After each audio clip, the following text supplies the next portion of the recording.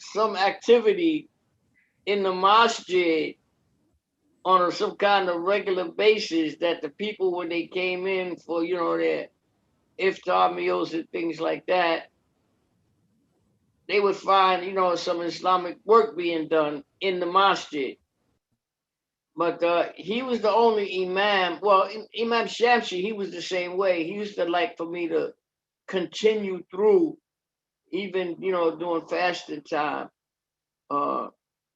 When he was the Imam Shamsi, but that was probably because a lot of the work that was done in the Islamic Center at that time, when he was Imam, he wanted me to do it because he wasn't like the type of Imam that would sit around inside the center. He was always out doing different things. So that's you, Haj Dawood. Yes, Assalamu Alaikum salam tullah. Okay, I was just waiting for you to come in before I started this class. Assalamu alaikum, Shaykh Ameen. Alaikum salam tullah. I was waiting for you too. So alhamdulillah.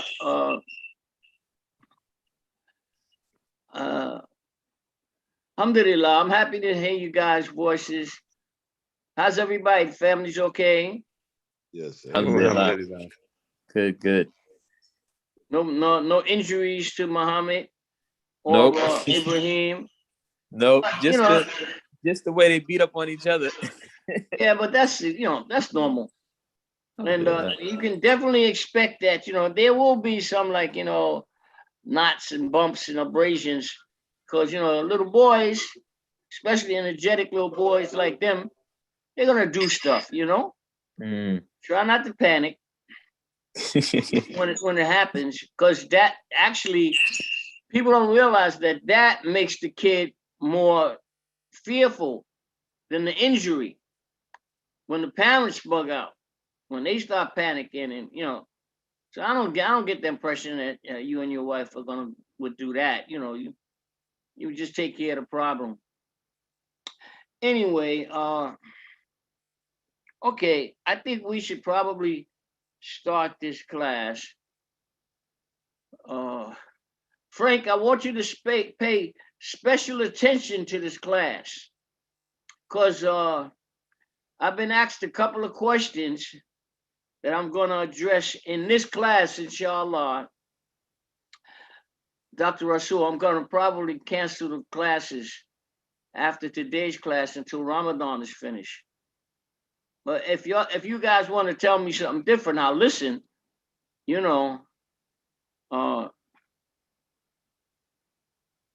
Let me see how I feel physically after today's class, inshallah. Okay. What time is it there? What time is it there now, Rasul? Dr. Rasul? 11:07. Right now? Yep. 11:07. So your time is back, not ahead. Okay. Right. Okay. All right. You may want to start now, inshallah. Okay. Inshallah. أعوذ بالله من الشيطان الرجيم بسم الله الرحمن الرحيم الحمد لله رب العالمين الرحمن الرحيم مالك يوم الدين إياك نعبد وإياك نستعين اهدنا الصراط المستقيم صراط الذين أنعمت عليهم غير المغضوب عليهم ولا الضالين آمين أشهد أن لا إله إلا الله وحده لا شريك له وأشهد أن محمدا عبده ورسوله اللهم صل على سيدنا محمد النبي الأمي وأزواجه أمهات المؤمنين وذرياته وأهل البيت كما صليت على إبراهيم إنك حميد مجيد اللهم إني أسألك من كل خير سألك من محمد النبي صلى الله عليه وسلم وأعوذ بك من كل شر استعاذك من محمد النبي صلى الله عليه وسلم اللهم اغفر لنا ما قدمنا وما أخرنا وما أسررنا وما أعلنا وما أنت أعلم بما منا ربنا آتنا في الدنيا حسنة وفي الآخرة حسنة وقنا عذاب النار اللهم إنا نعوذ بك من فتنة المحيا والممات ومن فتنة القبر ومن فتنة المسير الرجال ومن عذاب النار اسم المصير اللهم صل على سيدنا محمد رضي الله عنه صلى رسول الله صلى الله عليه وسلم لا حول ولا قوة إلا بالله العلي العظيم شيخ واخترنا له البكر وتأتي من نظرة تهدينا الغار أما بعد السلام عليكم ورحمة الله. Welcome everyone. So our weekly Maliki Fiqh class with our teacher Shaykh Ameen Abdul Awal, the student of the renowned scholar Shaykh Suleiman Dunya, rahmatullahi alayhi. Shaykh Ameen has been providing us with these classes. Alhamdulillah, we're very thankful. We pray that Allah Ta'ala continue to reward him and protect him and give him good health and long life and bless us to be among the people who have the wisdom to come and benefit from him.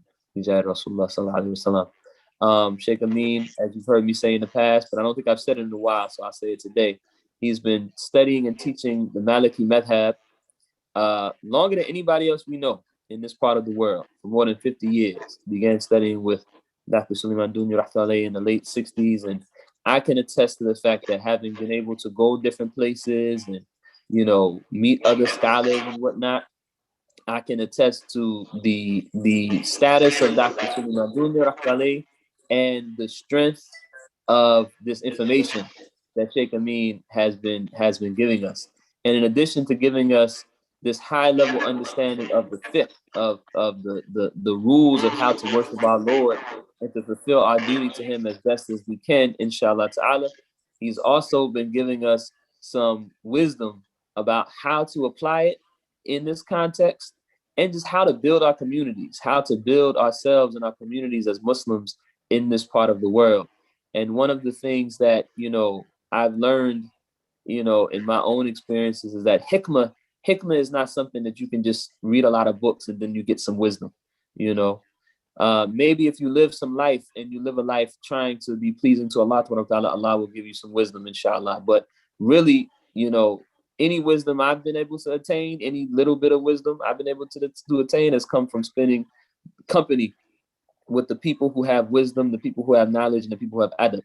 And so when you come to classes with Shaykh Ameen, when you come to classes with, you know, any of the good scholars, you know, like Shaykh Ameen and the other scholars of Islam that you may encounter who are living what they teach, you will get some light from them. You will get some wisdom from them. You'll get more than just, I think that might be the alarm in my, yeah, alhamdulillah, my wife just turned it off. Sorry about that. But inshallah ta'ala, if you have the opportunity to do this, you're going to get more than just book knowledge. This is why, as Shaykh Ameen has taught us, Imam Shafi rahmatullahi said the person who takes their knowledge just from books has missed learning altogether. And so, alhamdulillah, we're thankful for having the opportunity to take this information. We pray that Allah subhanahu wa ta'ala help us to be people who implement it, right? Who have ilm al-nafiyah, who have beneficial knowledge. We actually live according to what was being taught. And Allah subhanahu wa ta'ala said, if you have taqwa, he will teach you. So if we implement this knowledge with the right attitude of being conscious of Allah subhanahu wa ta'ala, inshallah, he's going to give us more. More knowledge and more understanding and more provision and more everything else we need. Shaykh Ameen mentioned that he may be, you know, we may be putting a pause on the classes during Ramadan. You know, if that does happen, then, you know, I encourage that we all take the time to really focus on our ibadah, right? We can review the information that we've learned from Shaykh Ameen thus far. I also want to let people know that we have a feeding of the homeless coming up soon, inshallah ta'ala. So I'm going to put the information in the chat. Look out for the information in the chat. I'm going to put it on as soon as I finish talking and Shaykh Ameen begins the lesson, inshallah ta'ala. If you would like to contribute something to our efforts to feed the homeless. And also we have a gift of gratitude that you can contribute to as well. And inshallah ta'ala, you know, we pray that Allah subhanahu wa ta'ala bless whatever you give and bless what you keep. And this is a great time to be generous, right? This is a great time to find opportunities like this where you can give your money, right? And when you give your money, it purifies the money you keep. So inshallah ta'ala, this is an opportunity for us to do some service for the Muslims and for the broader community. So I encourage everybody to do that if you are able. You know, as you all know, we don't charge for classes or anything like that, right? But if you're able and you would like to, then I strongly encourage that you consider, you know, contributing to the collection that we're taking. And the last thing that I say, these classes are brought to you by Nasr Ilm America, a philanthropic nonprofit organization that Shaykh Ameen is a board member of, that was founded by a number of students of Sheikh Hassan Sisi. I see it. You want to show the class? He made that. Very nice. You hear Shaykh Ameen says, very nice. These. They see. Okay, now hold on, Muhammad. I got to finish giving the introduction, okay? These clips That's great. That's great. Alhamdulillah. So please Yeah. make dua for me and my family. That's Muhammad, And on the last thing I wanted to say, please keep our leadership of Nasr Ilm America in your dua as well. Our president is Brother Ajib Abdul Salam. Keep us in your dua. Support the work that Ajib and the organization is doing as much as you can. And inshallah, without further ado, I'm going to mute my phone because Muhammad is chatty. And we're going to hand it over to our teacher, Shaykh Ameen. Bismillah. أعوذ بالله من الشيطان الرجيم بسم الله الرحمن الرحيم الحمد لله رب العالمين والصلاة والسلام على أشرف المرسلين سيدنا محمد صلى الله عليه وعلى آله وأصحابه وتابعين لهم بإحسان إلى يوم الدين اللهم صل على محمد النبي الأمي وأزواجه أمهات المؤمنين وذرياته وآل بيت كما صليت على إبراهيم إنك حميد مجيد وصلى الله عليه وعلى آله وأصحابه وسلم تسليما كثيرا أنا بدر. So prior to all the students and people coming into the class, Sayyid Isaac asked me a question. Actually, it's a question that is asked every Ramadan many times for the clarity of when do you have to stop eating in the morning, and if there is in fact a time that makes eating unlawful like that. So and also Hajj Dawood, during the course of the week, he asked me a question about people sleeping. I'll let them ask their own questions. So in case I get the wrong question, if I don't ask the question properly, the answer won't make sense to them either. Okay, so anyway, inshallah,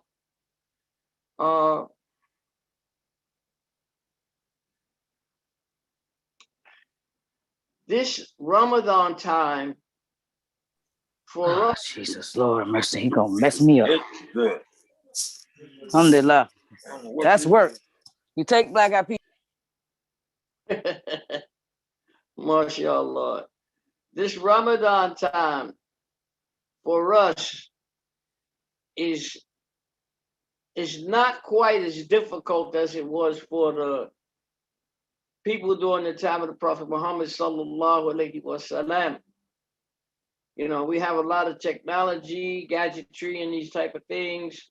We have access to food, for feeding the homeless and breaking out fasting and things of that nature. We have machines that drive us around for, long distance for us. What would be an extremely long distance for the Sahaba to try to travel. It would take what it takes for us in a couple of hours or an hour. It would take them days and weeks, sometimes months. So things during their time, would be differently looked at. And the reason is that it was so much more difficult to do, but they loved it so much that the traditions say that when Ramadan came, they were very, very happy, and they had been looking forward to it from the end of last Ramadan to the beginning of the new one. That they couldn't wait for it to return. When Ramadan was over, it was a very sad occasion for them. Because they knew that they couldn't replace those Ramadan days by anything else. It's a special time. Allah subhanahu wa ta'ala gave it to us, as a mercy, gave Ramadan to us as a mercy. So yeah, of all the different things and obligations, Ramadan is a very big one, And I suggest that the younger people get used to fasting Ramadan, at a young age. When I say a young age, I don't mean like a 5 or 6, 7, 8 years old, but like, by the time they reach puberty, they should be able to fast Ramadan. And the reason I'm saying that is because when you get old, it gets much more difficult. See, when for most of us, when we get past 50, Ramadan starts to become a little bit more difficult. By the time you're 60 or 70, Ramadan is difficult because of old age, different medical reasons. In any case, it's something that while you have the ability, you should take as greater care of it as you possibly can. Don't miss a day. Just try to get in as much good during Ramadan as you possibly can, as well as the other times during the year. Okay, let me start with the question by Saidi Isaac that he asks. So if Isaac, if you don't mind, just repeat the question, inshallah.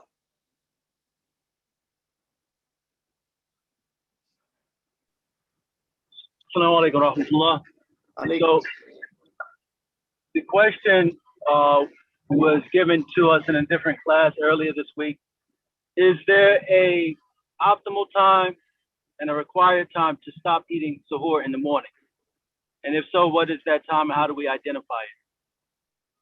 Okay. Allahumma salli wa salam mubarak ala Sayyidina Muhammad wa ala alihi wa sahbihi wa salama taslim kathira. So, generally speaking, the time for eating up until the time for prayer in the morning, the subh prayer in the morning. Generally speaking, you can eat right up until that time,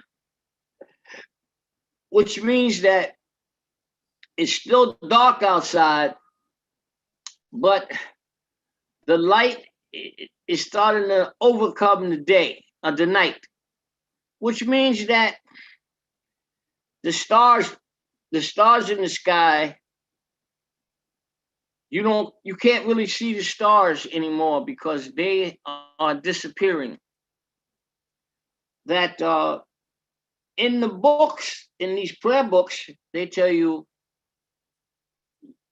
around 4:01 in the morning, you should basically stop eating. Around 4:01 in the morning, you should basically stop eating. But according to the jurists, that book is not exactly right. Because let's say you wake up at 4:30. You wake up at 4:30 after making, prayers at night. You have the right to eat until it's time for the morning prayer. Until, you can see the signs that it's time for Fajr. Now, in the calendar books, it says like around 4:50 or something like that. But this is why we don't really use the books and the computers and those things to mark our time. We usually try to use the signs that Allah subhanahu wa ta'ala created for us to be able to know when to do and when not to do. So, it's generally applied in this way. Let's say a person wakes up and they're running a little bit late. The lateness is not, so much into the time for the morning prayer, but into the time that people generally would have stopped eating when they hear the first azan in the morning. It's 2 azans in the morning. When they hear the first one in the morning, that tells you that if you haven't eaten yet, or whatever, you should do all that stuff immediately. So because the second azan will be coming soon, and that will be a cutoff for eating, and it would become time for the prayer. Now, let's say that the person overslept or whatever the reason, and now he wakes up and he hadn't eaten anything. Islam gives them permission that whatever they have handy that doesn't have to be cooked, or if they're in the middle of eating that and the adhan goes off, they have the right to continue to eat that until they're finished. But they don't have the right, when they're running late like that, to make a new meal, like start cooking. They have the right to eat what is readily available, like that. So every year we have a little problem with this question or this procedure, because one of the reasons is we get new Muslims all the time, and new Muslims, they don't really get this type of information unless Allah subhanahu wa ta'ala chooses it for them and puts them in a position where they can get the information, that type of information. Generally, people are teaching each other based on what they know. So if somebody asks you a question, a lot of times the person will answer the question as if, he's the scholarly person, but many times he hasn't been taught how to do these things either. So we're kind of just following suit, In any case, you have the right to complete what you were eating before that second azan. If you haven't eaten anything and you are past the second azan, you have the right to eat something that does not have to be cooked, something that is readily available, that you can say, I had sahur before I started my fasting. Okay. I'm going to give him an opportunity to respond. And then I'll go to Haj Dawood's question, inshallah. Okay, Frank got his hand up too. Yeah, but go ahead, let Said Isaac finish, and then Frank, you can ask yours. Assalamu alaikum, Shaykh. So the two follow-up questions for that. One is when do we know when that second adhan is? Unfortunately, many of us, we have the electronic adhan on our phones and things like that. How do we recognize the signs for that second adhan? And the second question is, someone asked me,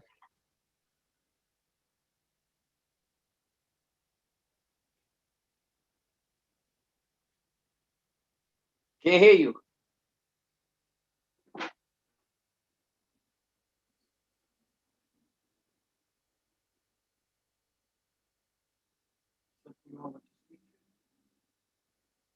He was just talking. I didn't move. I can't hear you. Say this up.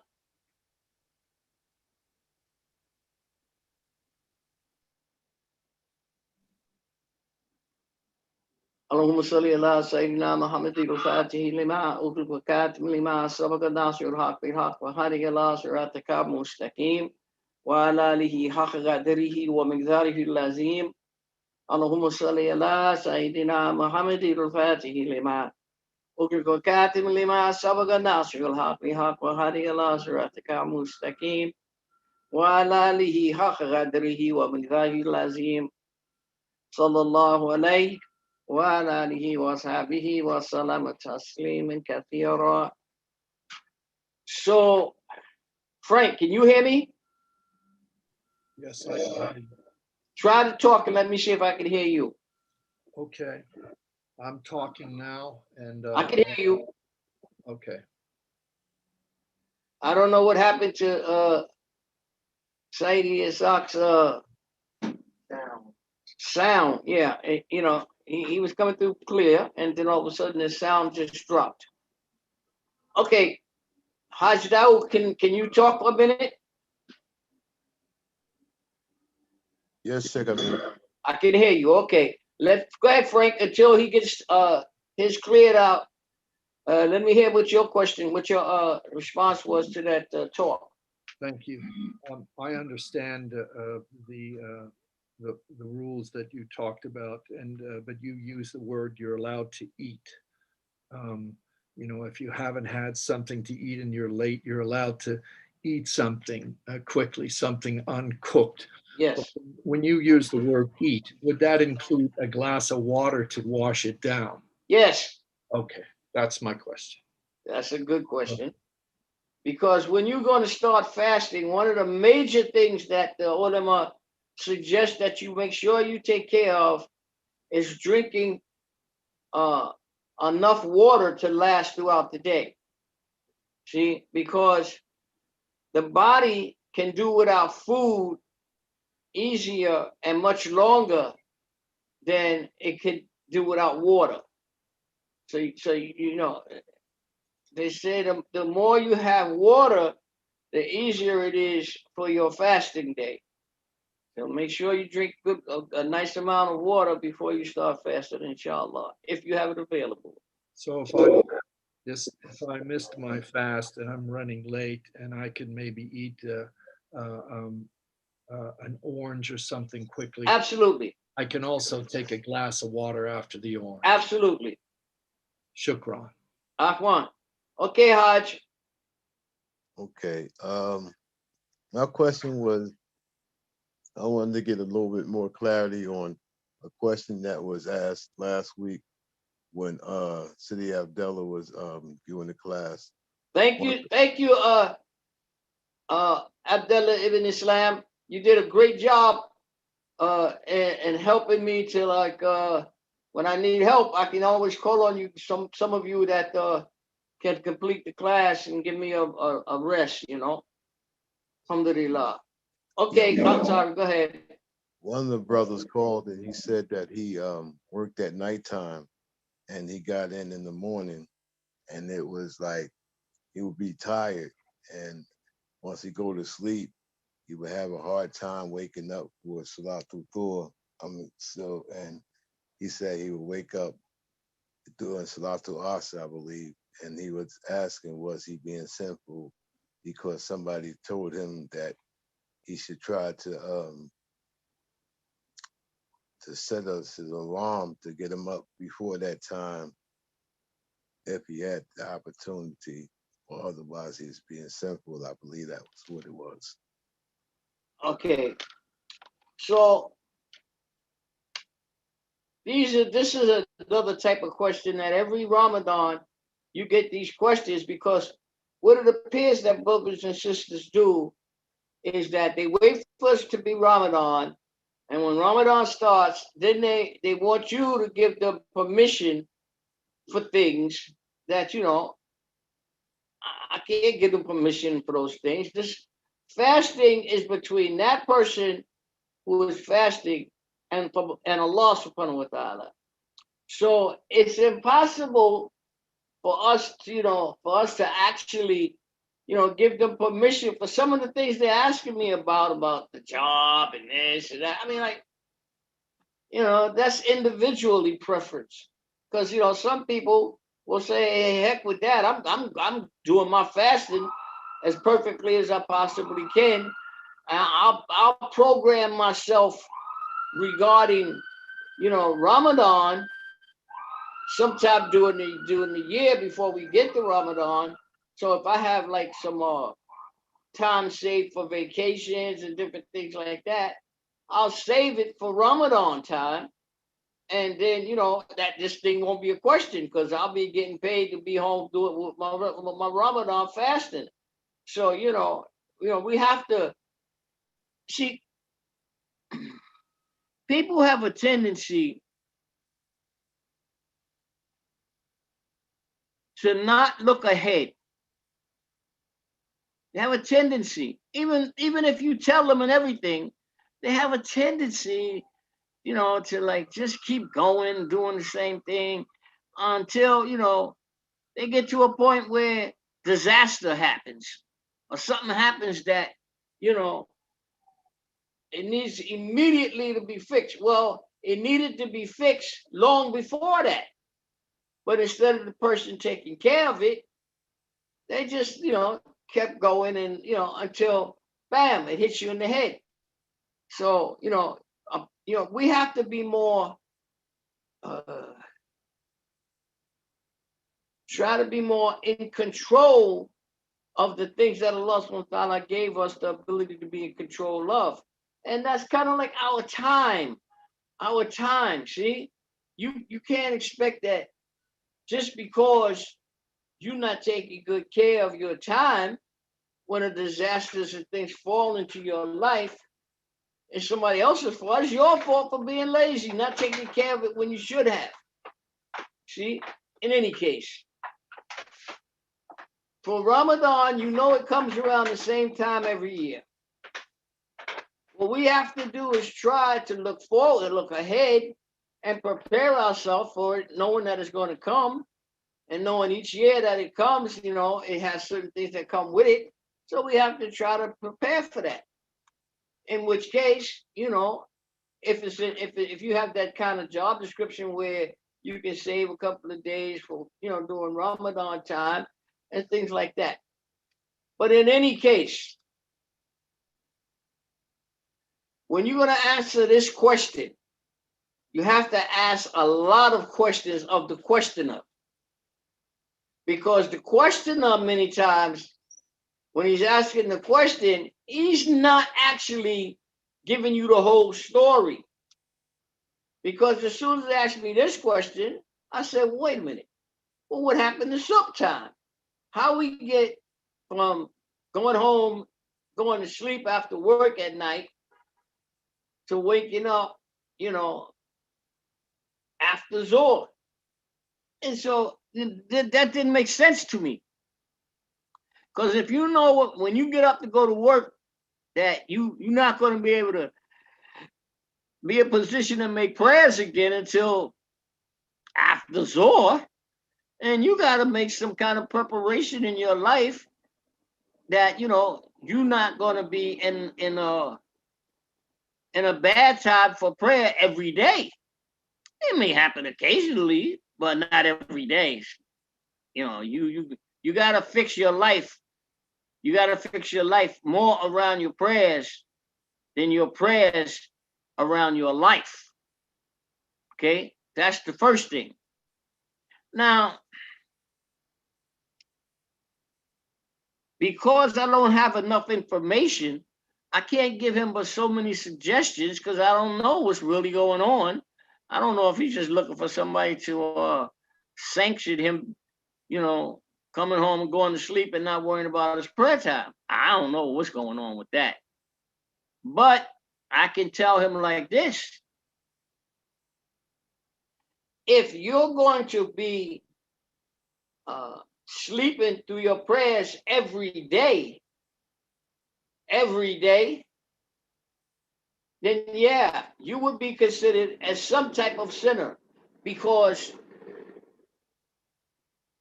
when it becomes obligatory time for prayer and you're still asleep, maybe this day, the next day, maybe 3 days, you can say, well, my body requires sleep, and but if it's going to be continuous, then you should know it's up to you to fix your life so that your life coincides with your prayers better. which means that you get an alarm clock that tells you, okay, you're getting ready to go past Zohar time into Asr time, so you better get up and make Zohar, and if Asr is coming right in, you might as well stay up long enough to make Asr. Then you can go to sleep. But you got to know that during fasting hours, it's considered as a makruh to try to sleep through fasting hours. See, you should be energetic as energetic as you possibly can, and try to make sure, the earlier time for prayer is always the better time. But that's not the problem with this question, because between Zohar and As is a long time. So if you get up for Zohar prayer, and Asr prayer will be coming in very soon behind it, you've had a long time to sleep. See, you had a long time to sleep. You should have some way that you can get up at that time and make your prayer before you go into the next prayer's time. The optional time of the next prayer is the obligatory time of the prayer, in which time you're in at that point. Now, generally speaking, Islam allows a person, if they're sleeping and they went to sleep before the prayers came in, to sleep. And the problem would be not while they sleep, but when they wake up, what do they do? What do they do to put themselves back in the right position with Allah subhanahu wa ta'ala regarding their prayer? So just think about yourself.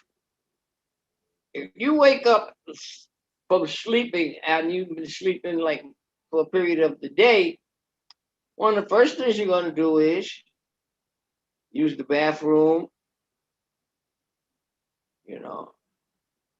clean yourself up, do whatever you got to do to prepare yourself for prayer. Then the person's probably going to want to eat something, and during Ramadan, that you can't be eating during those hours. That's not acceptable to be eating during Zohar time because you had to sleep. You were sleeping because you worked that night. No. You got to figure out a different schedule for your life. See? So in general, if it happens occasionally or something like that, Islam, Allah subhanahu wa ta'ala is very forgiving. He knows you got to get some kind of sleep. But when you have a problem, you can't just let the problem take over your life. You have to fix your life so that, your prayers take precedent. See? I got people call me and they say to me, well, Shaykh Ameen, my job this, my job that.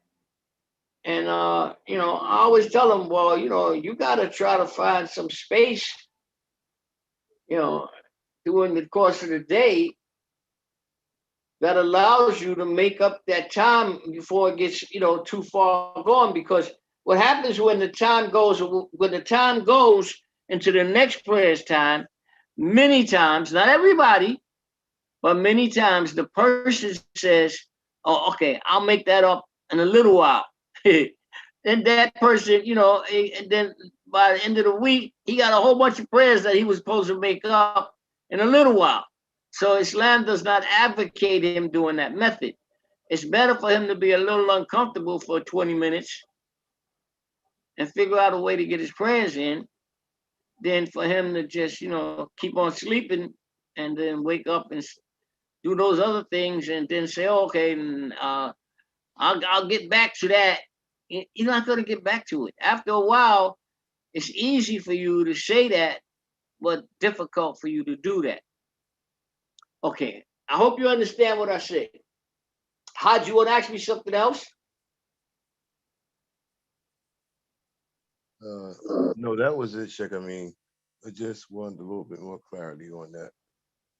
I think the brother who asked the question is probably in the class. I think he's usually here. I don't remember who it was. He's not there? I think he's here. I don't remember who it was though. Is somebody there who asked that question?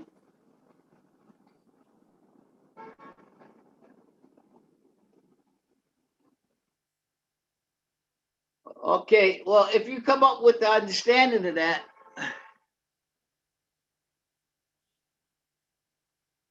I think Shaykh. A couple people did Alaikum post salam. questions.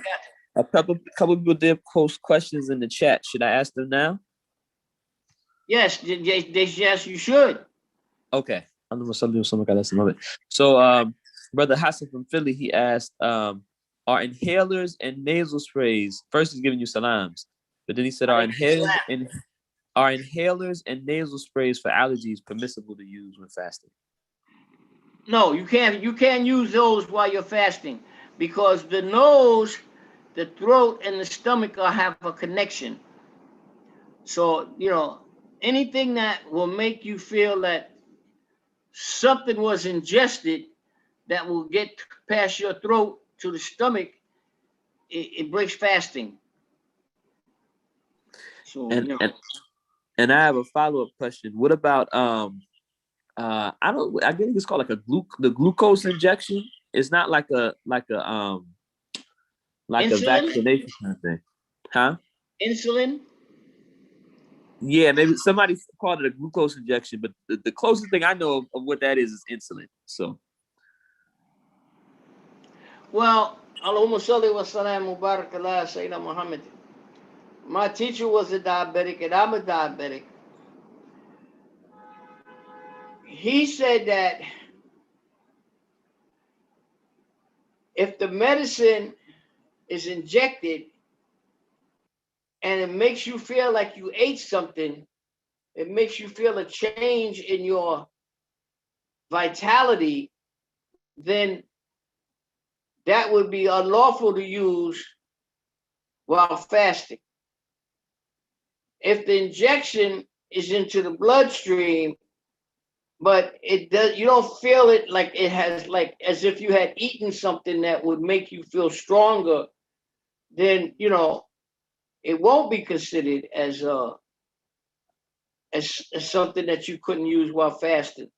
My experience with that is that when you ingest insulin, I don't know about other people, but it doesn't really change my feeling about being hungry.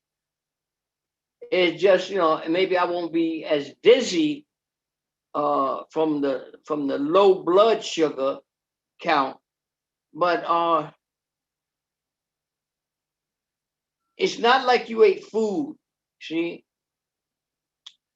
And if you look at the shot, if you look at the size of the shot, it doesn't indicate that it can help you in regards to food, and like a replacement for food. So this one is a little bit difficult because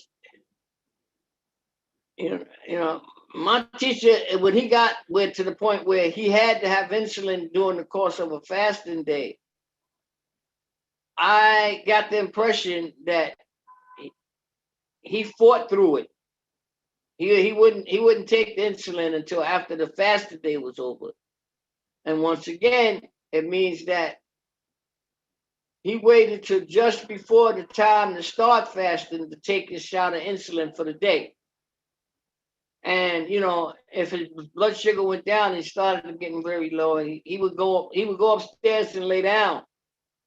And but this was only after he got much older, like in his late 80s, that he actually he had to like call it a day early.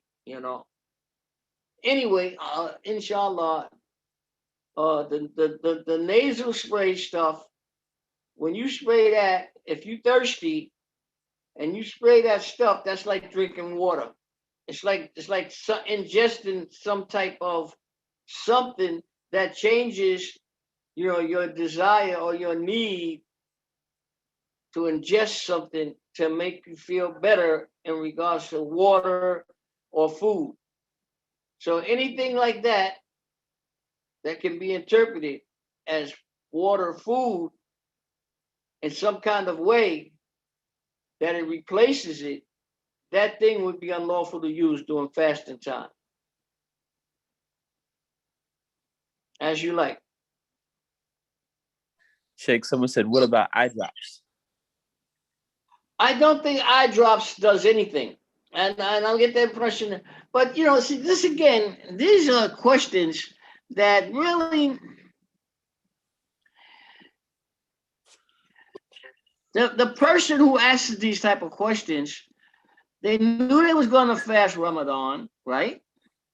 Look, there's a hadith that say, what is lawful is clearly known. What is unlawful is clearly known.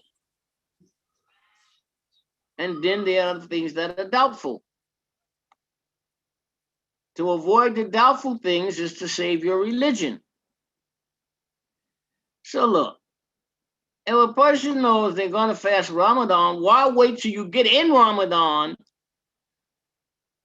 not to change your habit? Because these are not things that you have to do during fasting time. You can adjust your way of doing things so that these things don't become a question during fasting time. And this has always been my problem with the people. You wait till it's Ramadan time.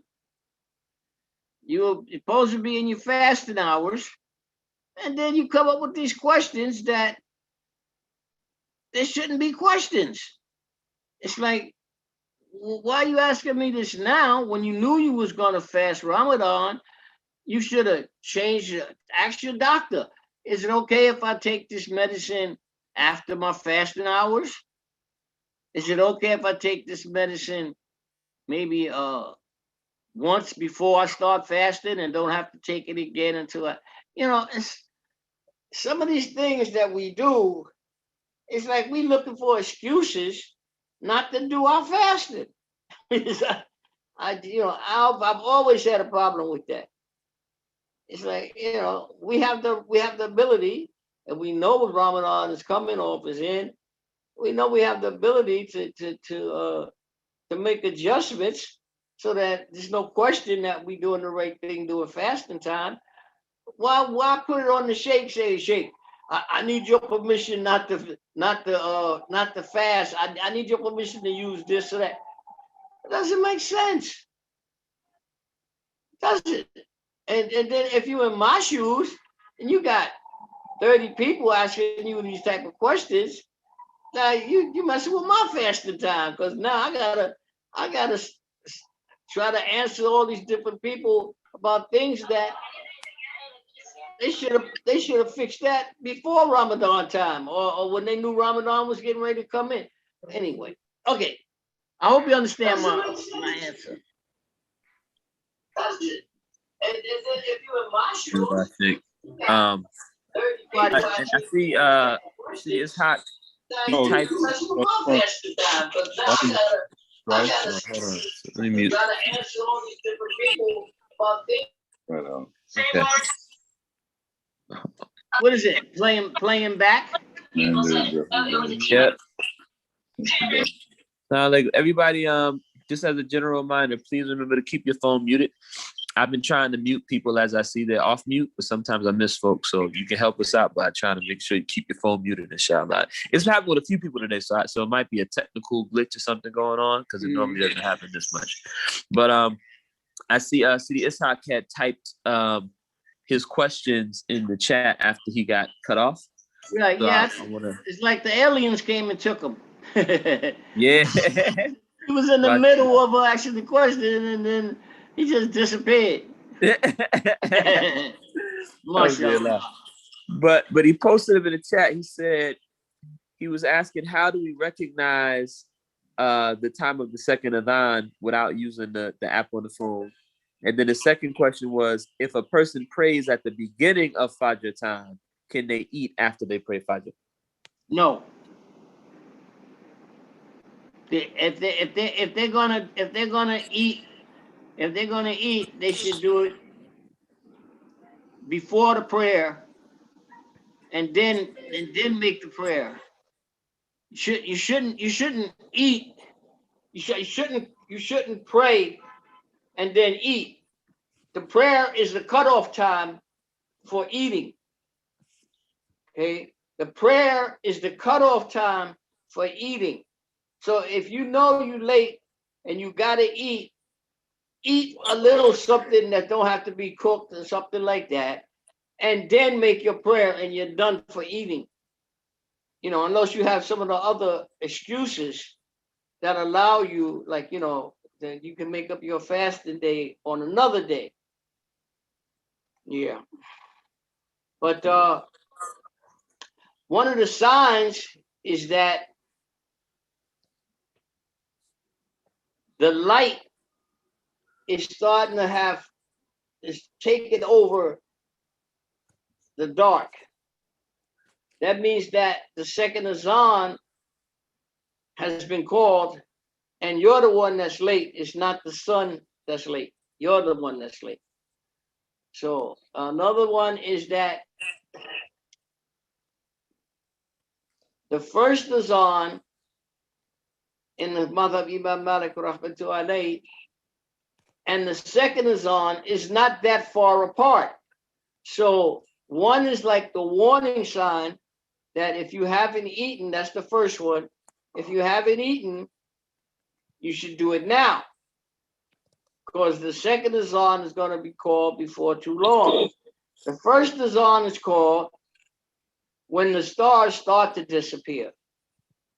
The second azan is called when basically the night has been pushed out by the day.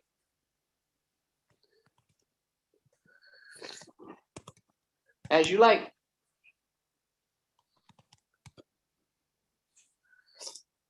Sheikh, I think Brother Hassan had his hand raised. So, Brother Hassan, if you want to take yourself off mute and ask your question, you can. Wait, no.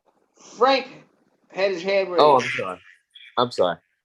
Brother Frank. Thank you. Could you the first adhan starts when the stars begin to disappear. That's right.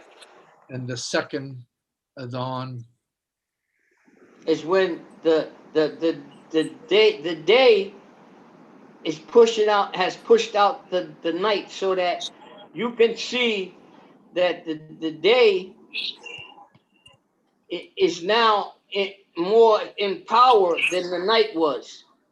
There's no star. The stars are gone now. That means that the adhan has been called already.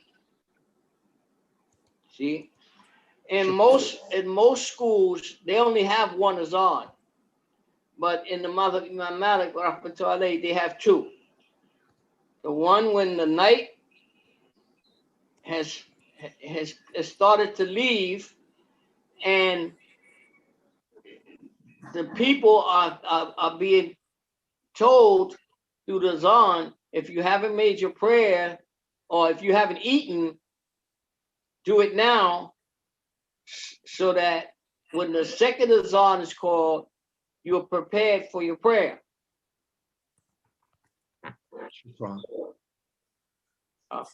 Okay, next.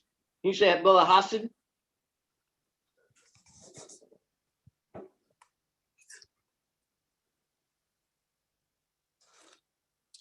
Yes, Sheikh. Brother Hassan had his hand up. I don't know if he's in a position to go off mute right now. While we're waiting for Brother Hassan, there's one more question in the chat.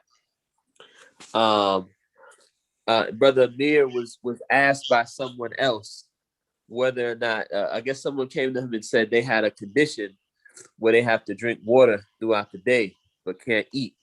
I wanted to know if that person, if their fast would be accepted because of their intention. No fast. There's no fast, because there's no such thing in Islam as a water fast.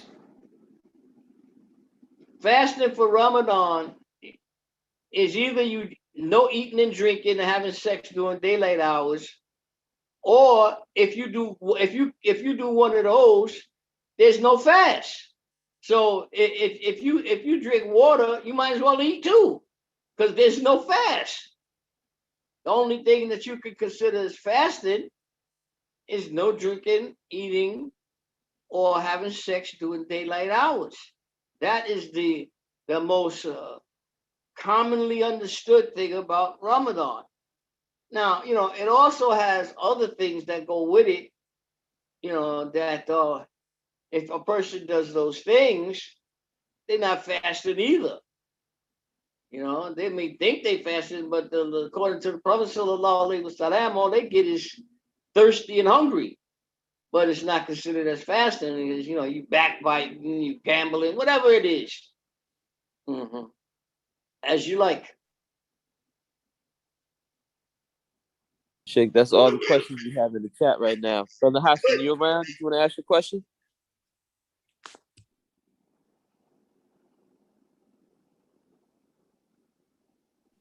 Assalamu alaikum wa rahmatullah, Shaykh.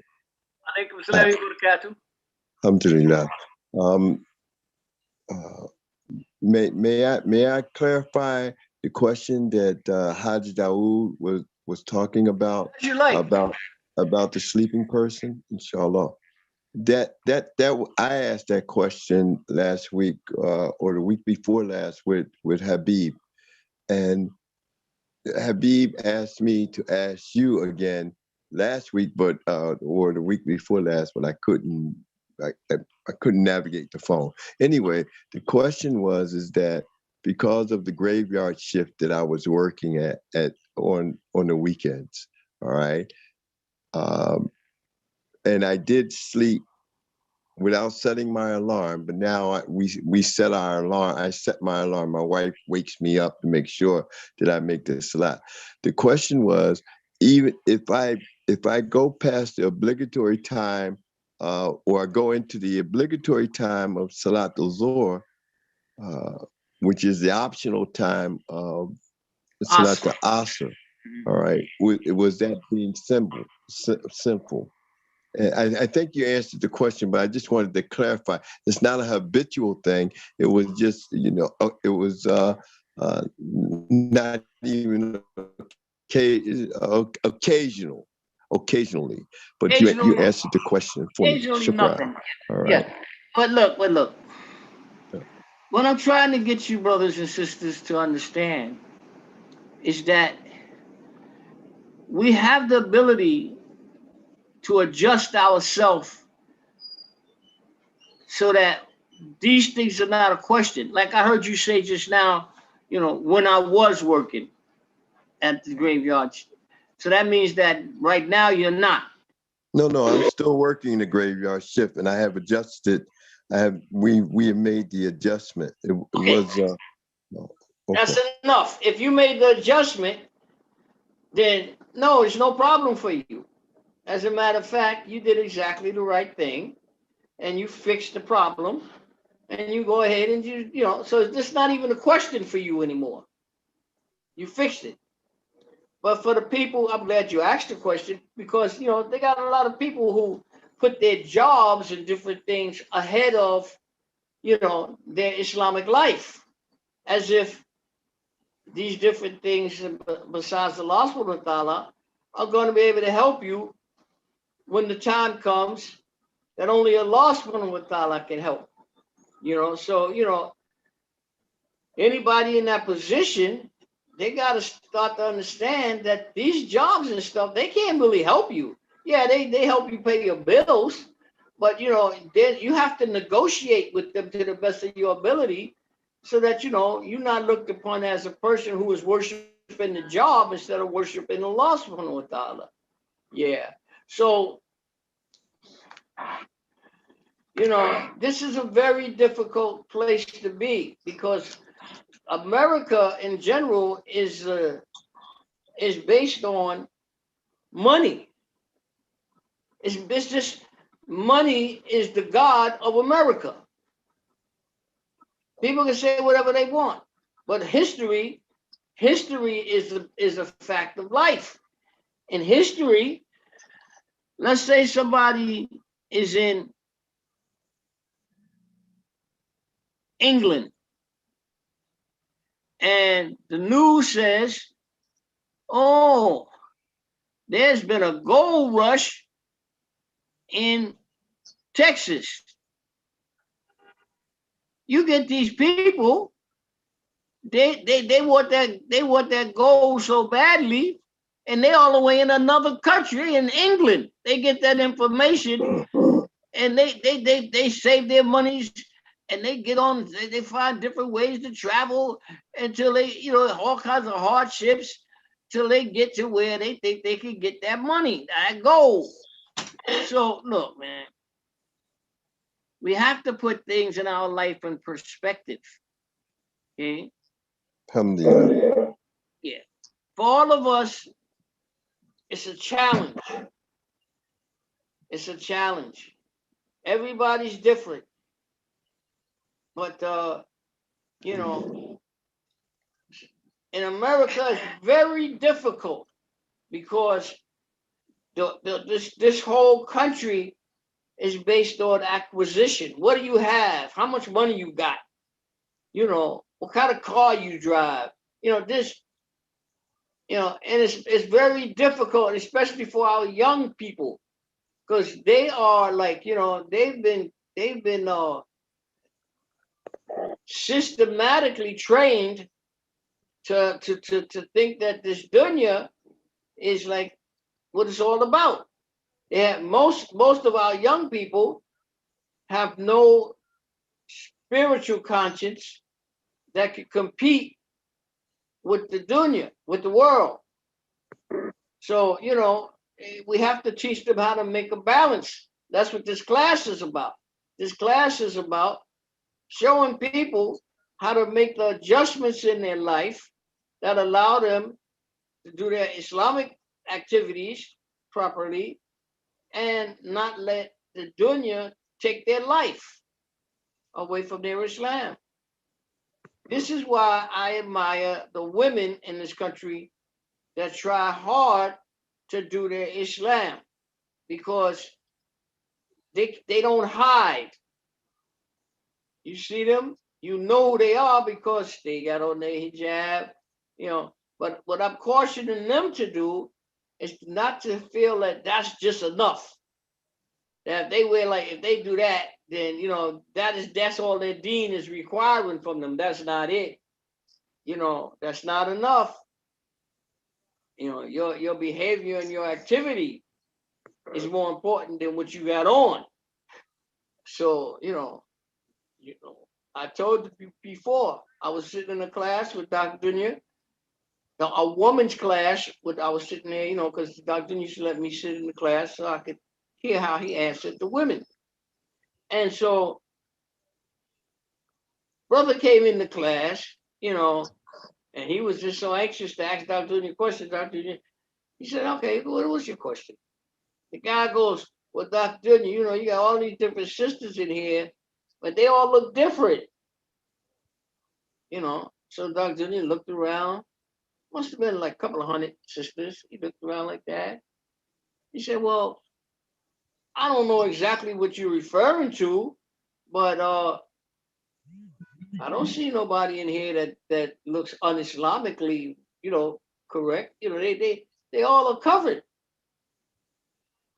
So he was trying to make it like they had to all be covered the Saudi Arabian way. And Dr. Dunya was like, nah, that's not, no. There's no, this is man-made what you're talking about.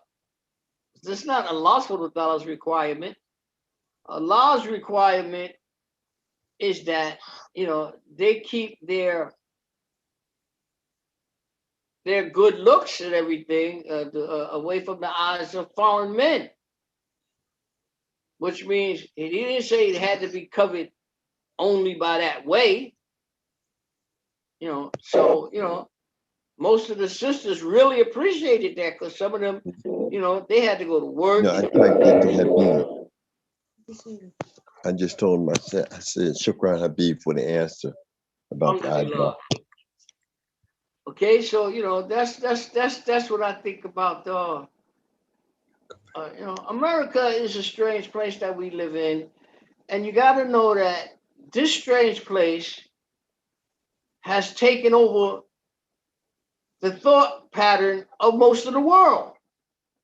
So, where previously people were trying to become good Muslims by having the methodology of the Sahaba and the Tabi'in, whereas now people, want to have to take the temperament of the people of the dunya. So, it's like we in a really hard place. The older I got, the more I realized I was being tricked,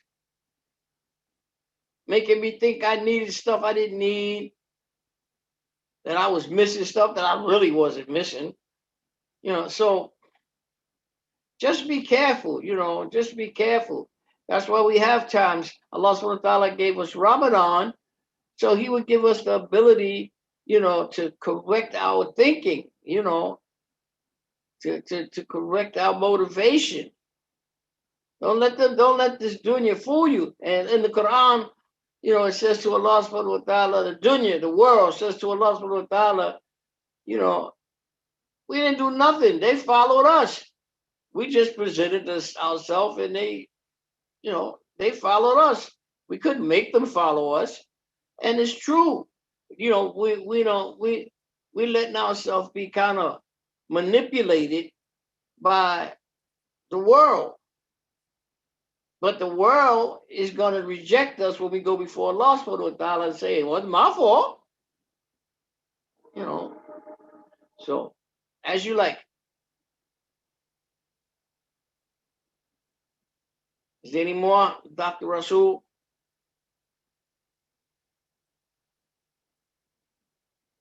Not in the chat. Unless I missed something. If I did, somebody please feel free to jump in. Yeah, I don't think there's any more questions in the chat. To the Ishaq, I don't know if you see any questions on the YouTube. If so, you can type them in. But for now, alhamdulillah, seems like all that we got. And Shaykh, if it's okay, can I just give them a little bit of advice on their questions? As you like. So I see Brother Hassan, Brother Amir, and kind of questions y'all are asking. They're good questions. It's good that you want to get reassurances to make sure that you're not, taking stuff from your own mind. That's very good. But I feel like I know y'all brothers, y'all know the answers to these questions. So, inshallah, you'll have more confidence in what you know. You know what I mean? Because y'all, alhamdulillah, y'all getting it. And y'all have a good understanding. You know what I'm saying? Alhamdulillah. So I'm not saying don't ask the question. I'm just saying I remember when I was where you were. And I was asking all these questions that I kind of already knew the answer to. And Shaykh would kind of be like, you know the answer to that question, So, alhamdulillah, for all of us just to take note, as you go along, inshallah, for y'all that have been here for a while and are serious students, have confidence in what you know. You got it. You got it, Absolutely so right. That's just something I wanted to say to you, inshallah. Alhamdulillah. That's a good student. See, some of you don't really realize how much you have learned. Right. And, from my point of view, there's nothing quite as annoying as somebody who you took your time, you explained to them on many occasions the same thing. And then they come back with the same question. Maybe the question is like, verbalized slightly differently, but it's actually the same question that I've taught you how to, find the answer easily. And instead of you putting in your work, you keep wanting me to do your work for you. And, that becomes a problem after a while because I can't keep doing your work for you. It's like what you should do is, and Dr. Rasul is being perfectly true with you. He's giving you the right information. Because what happens when Shaykh Ameen's not around? What do? Put it on the back burner and just do whatever, you know. So that's why we study a science of theology, because the answers don't change. See, the answers don't change. It's going to be like, this is the sunnah of the Prophet sallallahu alaihi wasallam. This is not the sunnah of the Prophet sallallahu alaihi wasallam. This Allah likes, this Allah doesn't like, until you get the rhythm of your deen that nobody can fool you. You know exactly what is required of you. See, when that happens, you become a different person, because you don't need nobody to interpret every action for you. You know how to take care of your own life. And the people who don't do that, those are the ones that the Sahaba used to ask, well, you know, who are these people, if they come from among our tribe, that are going to hell? Why would they go to hell? Well, we have, you know, all the things we need to protect us from going to hell. And the Prophet ﷺ said, because those are the people who rejected. And so when the scholars looked at that, they said, rejected? Oh, that means that they knew what to do, but they just didn't do it. They had their own ideologies and their own excuses and their own reasons. And, you know, instead of them just following the procedure, you know, they always, you know, they were talking when they should have been listening, let's say. And I really need to address this with you. Some of us got our mouth open way too much. Some of us should be listening instead of talking. It's really bad manners when somebody's trying to explain something to you and you cut them off because, you know, you want to express what you think it is, or what you're not listening. You just got to be talking. And when that happens, the intelligent teacher, he gonna cut you off, and he gonna just take you out of his mind. Oh, and like, oh, he just ain't listening. Okay, onward and upward. So, you know, then that, you know, you're just doing yourself a disservice. You're doing yourself a disservice by talking too much. The only thing that happens when you talk too much is that your mouth gets the rest of you in trouble. Don't talk so much. Learn to be quiet. What they call introspective. Spend more of your time looking at yourself from the inside and not looking at everything around you. And is that the reason is that person's problem and that person's problem and what they did. And so, you know, most of the time the problem is yours. It's not somebody else's problem. Islam said that there's going to come the time when there's going to be darkness, a lot of darkness.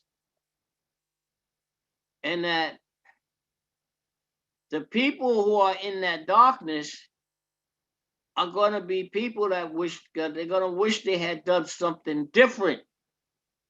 They didn't listen. So I'm telling you, one of the things of darkness is something called oppression.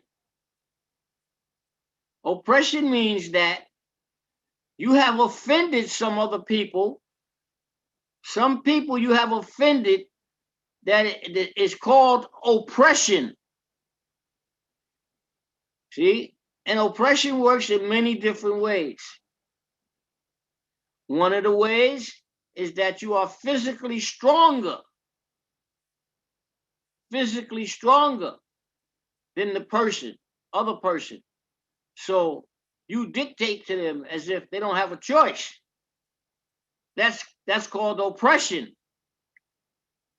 another oppression is when, you know somebody needs you for something, and you don't even consider their feelings or what you're doing to them, because you got them kind of over a barrel. See? That's oppression. When you taking somebody's stuff just because you got the ability to do it, that's an oppression. So Islam tell us, oh, okay, they want to oppress you, you're not gonna fight them every day, because you can't win, and under those conditions. So what you do is you wait till Allah subhanahu wa ta'ala time to settle things. One of the things Allah subhanahu wa ta'ala say he's not going to interfere with is when the oppressed person wants to get paid back for that oppression by the oppressor. One of the ways he gets paid back is that he gets the good deeds, or she gets the good deeds of the oppressor that was oppressing them. See? And then if he runs out of good deeds, then he gets the right to give his bad deeds to the oppressor. And then the hadith say, and he gets taken off to hell. See? So most of the time, the oppressor is the person that's doing so much talking.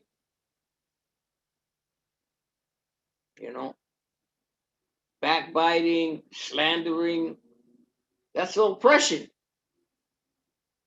Okay. Taking the person's belongings, that's an oppression. If they're smart and you give them that information, they say, let me check myself, because I may get in front of Allah subhanahu wa ta'ala, and that person got all these rights over me, against me, and I wound up having to go to hell just because I didn't treat them right. So many of the people who, with that, it's somebody else's fault all the time. They're not looking at themselves. They're not, being introspective. They're going to get a surprise. Allah subhanahu wa ta'ala, you're going to go, well, what are you blaming them for? You had a choice. Allahumma salli wa salam mubarak Allah Sayyidina Muhammad. So be careful of being an oppressor. Being an oppressor don't always mean that you the strongest one. Sometimes the oppressor, just because the person don't want to fight you, it's like I told one of my family members. It's like back in the dunya, when you was a good fighter, and then you run into somebody that is not a good fighter, they kind of weak. What would you gain by beating them up? It would make you look like a bully. You beating up somebody who can't even fight. They say, what kind of props would you get for that?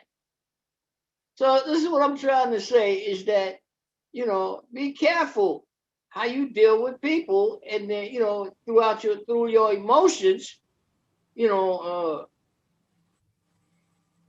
emotionally, people lose their composure, which according to the Islam, it's like they lose their mind. Sometimes it's temporary, and sometimes it's not. But in any case, what you do to yourself is one thing, but what you do to other people, that's something different. Okay. Who's that? Amir? Assalamu alaikum. Alaikum salam. I have to go. Ramadan Mubarak. Ramadan Mubarak.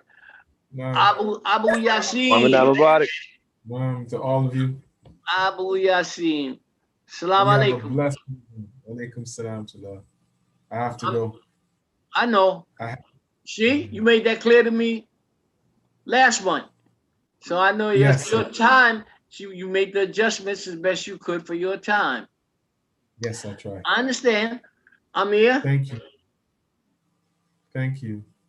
Thank you. You're welcome, brother. Jazakallah. Assalamu alaikum. Walaikum salam. Okay. Amir, you need me for something? I don't think he could hear me. Can you hear me, Amir?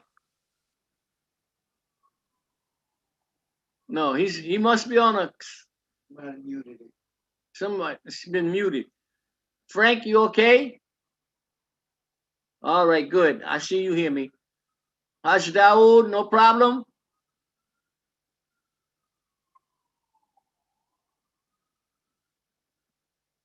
Okay, he can't hear me. Okay, inshallah. Sayyid Isaac.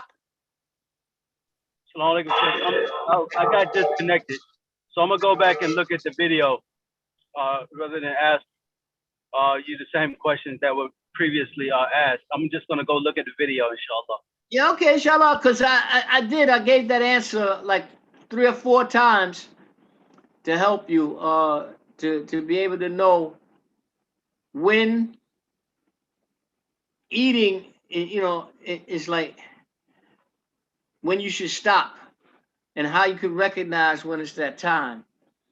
See, so you should be okay with that. So anyway, if you still having a problem, you can always just call me on the telephone. Alhamdulillah. Thank you, Shaykh. And I wanted to ask you, I'm going to call you offline, ask you about a completely separate issue that my brother asked me about. And I wanted to call you about that as well. Is your brother in America? Yes. Okay, you're more than welcome. Okay, thank you, Shaykh. But look, remember this. When you call me on my cell phone, a lot of times the phone will be off. It's a necessity that I can't leave my phone on like other people do, because I get calls from all over the world. And I get calls, because their locations in the world means that their time is different. Then when people have an emergency, they need a necessity to call me. They don't look and say, well, what time is it where Shaykh is? They just pick up the phone and dial me. Sometimes they dial me, it'll be the middle of the night.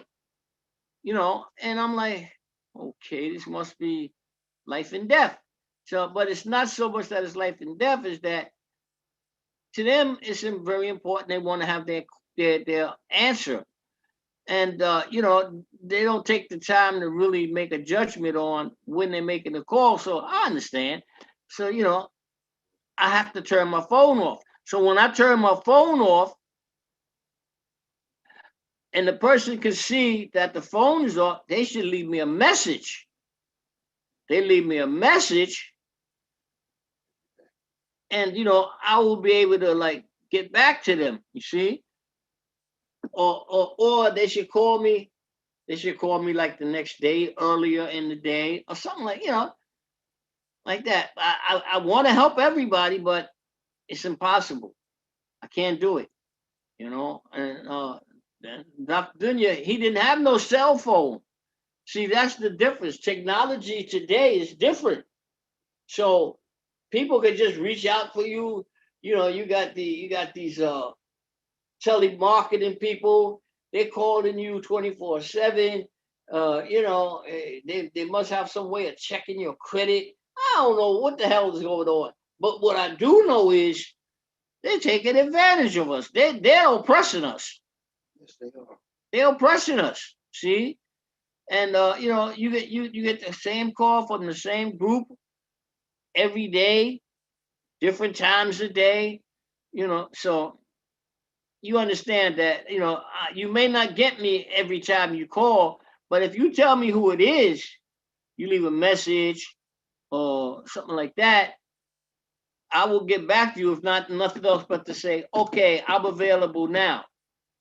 If you're available, you try to take advantage of it then. If not, you can tell me, okay, Shaykh, I'm gonna call you at 3 o'clock or You know, is it okay if I call you at 7 o'clock? Like that, until we make a connection.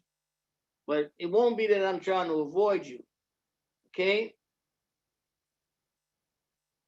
All right, so I can stop now. Yes, Shaykh. Alhamdulillah, Jazakallah khair. um,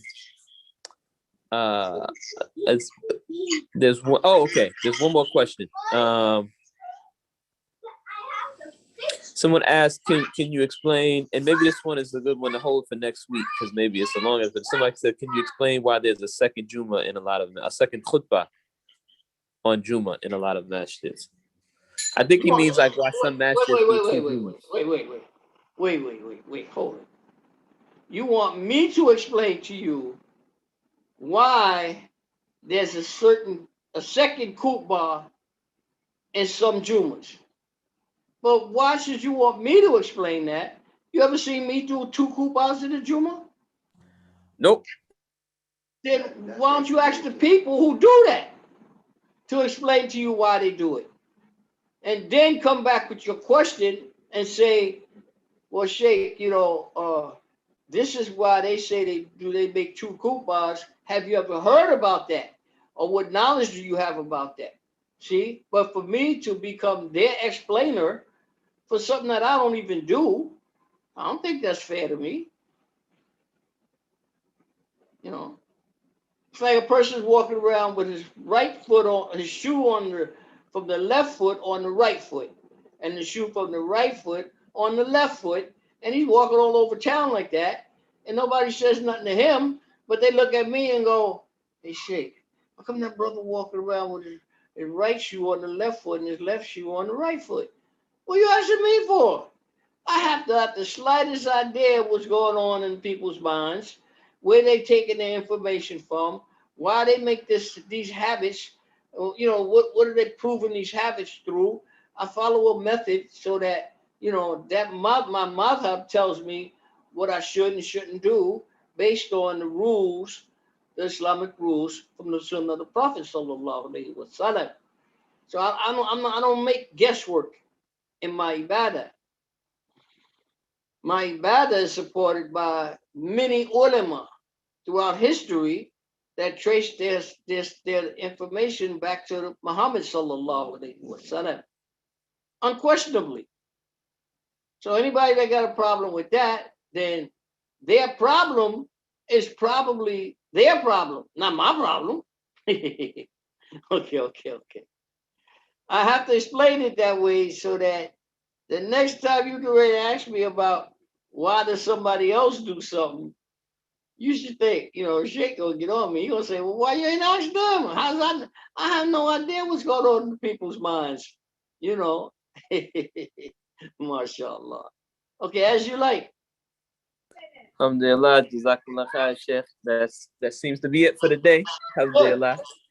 Alhamdulillah, Jazakallah khair. Alhamdulillah. And Shaykh, we'll talk and you can let me know what you want to do for next week and the following weeks, inshallah. Whatever you want to do is what we want to do. Yeah, I understand. Right now I feel okay, because the temperament of a person doing fasting should try to be upbeat. It's like a sunnah not to be acting all depressed and down and out doing fasting. If somebody don't know that you fasting because they know you as a Muslim, then they shouldn't have no idea that your behavior is like being controlled through your fasting, like why you have this like down and out look and these type of things, because we the enemy of Islam should never see us as weak.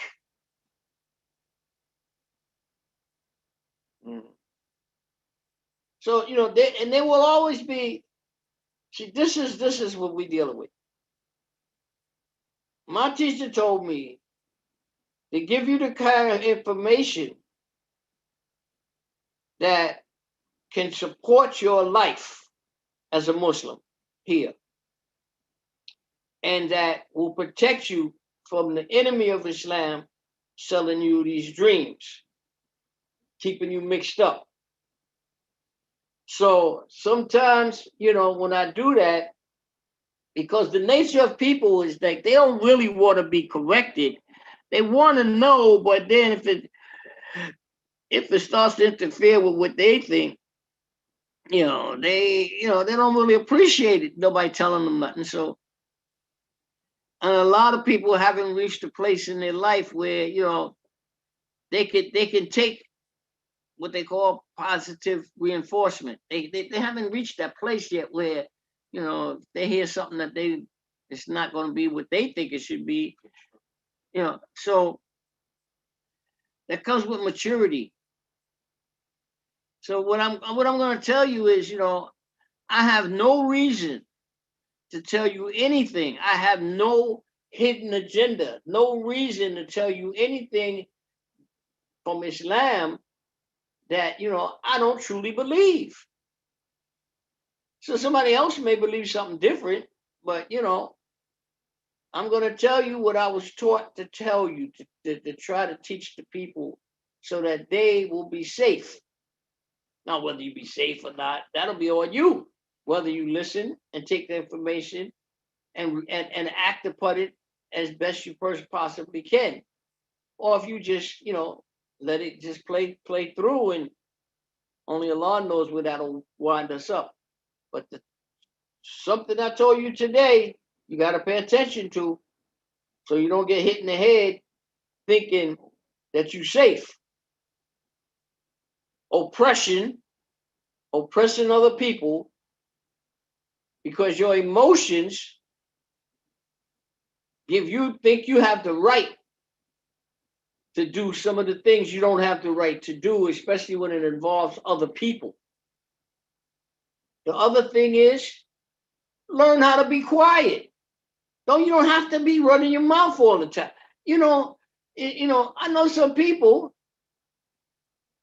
they call you, and when they call you, instead of asking you and talking to you in a positive framework, they call you with talking about all their life complaints, and every day the same thing over and over and over and over and over and over and over. What they want you to do? If it was some way I could help them, I most certainly would. But generally when a person gets to that place, it's because of things that they have done in their past or haven't done in their past that procrastinating. Now they may not even have enough time to fix it. Only Allah knows. And complaining to me ain't gonna help you. It's not gonna help you at all. Okay, I did my best to explain. Being human, I'm sure that I made mistakes, but being trained to do this work helps me a lot. So, I ask Allah subhanahu wa ta'ala during this Ramadan to help correct our mistakes, forgive us and have mercy on us, and prepare us to be better Muslims in the future. Help our progeny, our children, be good Muslims. And when we meet Allah subhanahu wa ta'ala, let us meet him only as people saying La ilaha illallah, being believers. Because a true believer, even with the smallest amount of belief, will not remain in hell forever.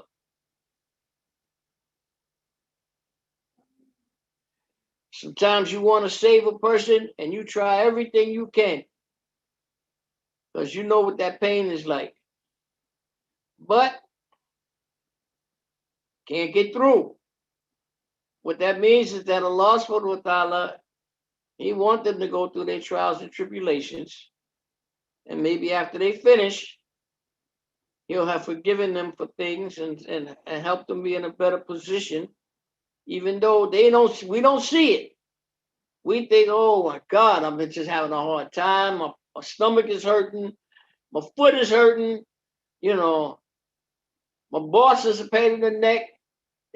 you know, you only see the vision from the world. You don't see what Allah subhanahu wa ta'ala's outlook regarding that is until we meet him. And then he'll explain. You know, and you got to understand Allah subhanahu wa ta'ala, he want only good for us. He not sitting around, you know, throwing lightning bolts and stuff like, you know, like the Greeks used to think, you know, making your life miserable. No, that's not Allah subhanahu wa ta'ala. Allah subhanahu wa ta'ala, he loves us more than our own mothers and fathers. He want good for us more than anything. And, you know, because it appears certain ways to you sometimes, you forget, you know, man is fallible. He forgets easily. You know, he only see right now. You know, but, you know, most of us deserve even worse treatment than we get, you know, mashallah. Okay, I'm going to go now. اللهم إني أسألك من كل خير سألك منه محمد نبيك صلى الله عليه وسلم وأعوذ بك من كل شر استعاذك منه محمد نبيك صلى الله عليه وسلم اللهم اغفر لنا ما قدمنا وما أخرنا وما أسررنا وما لنا وما أنت عالم به من نار ربنا آتنا في الدنيا حسنا وفي الآخرة حسنا وقنا عذاب النار اللهم إني أعوذ بك من الماء والممات ومن فتنة الخبر ومن فتنة مسيح الرجال ومن عذاب النار وسوء المصير. Okay, don't forget, you don't want to be people who abandon their food and their water during the daylight hours and still are not considered as fasting because of their other activities and emotions and angers and, you know, fasting should fit and fix your personality. You see, don't be among the people who think they fasting, but they doing stuff that, you know, it's not going to be considered as fasting. It's going to destroy your whole day. I know sister being angry and nothing, you know, and being bitter and mean and, you know, talking about things that's not your business, you know, putting yourself in a bad position with Allah subhanahu wa ta'ala. That ain't fasting. Okay. Assalamu alaikum. Wa alaikum salam. Thank you so much, Shaykh Ameen. Alaikum salam. Barakatuh. Shaykh Ameen. Alaikum salam.